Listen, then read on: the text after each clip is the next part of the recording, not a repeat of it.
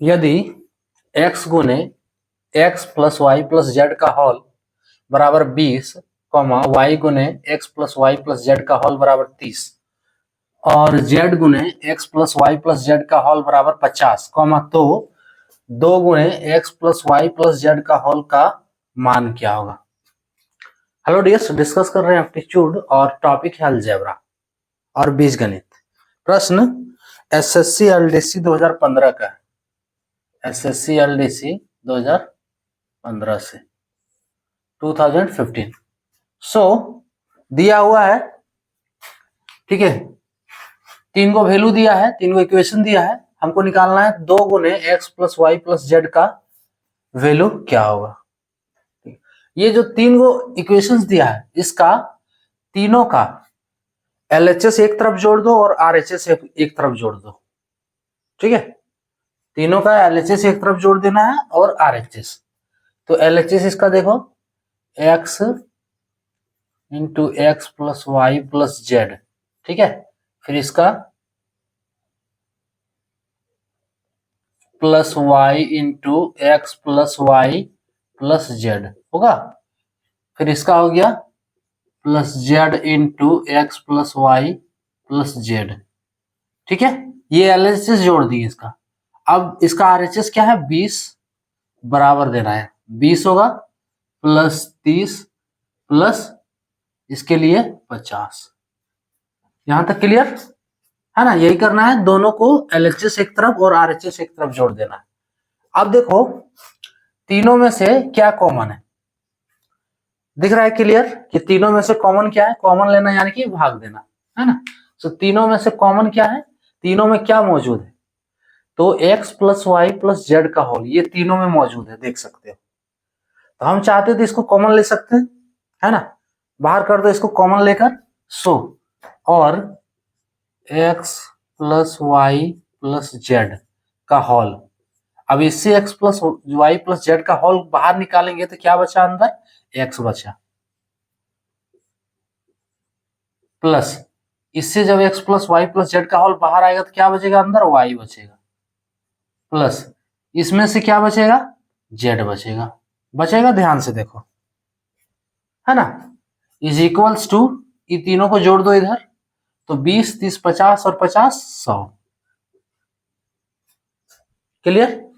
अब देखो x plus Y plus Z का whole into x plus Y plus Z का होल, यानी कि इसका स्क्वायर हो जाएगा। जब दो को एक ही चीज को गुणा कर रहे हैं, मान लो कि जैसे रहता है x इंटू एक्स, तो क्या होता है, x का पावर 2 होता है ना, एक्स स्क्वायर।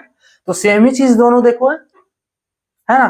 तो इसका स्क्वायर होगा, यानी कि x plus Y plus Z का होल स्क्वायर और x plus Y plus Z का होल स्क्वायर बराबर 100।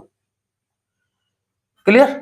हमें क्या निकालना है, पहले हमें x plus Y plus Z का होल निकालना होगा, यानी कि इधर से स्क्वायर हटाना है, ठीक है। तो इधर अगर हम स्क्वायर हटाते हैं तो इधर रूट हो जाएगा। क्लियर। कैसे हो जाएगा, ये हम रूट का कॉन्सेप्ट में पूरा बताया हूं, ठीक है, पावर इंडिसेस एंड सेट्स।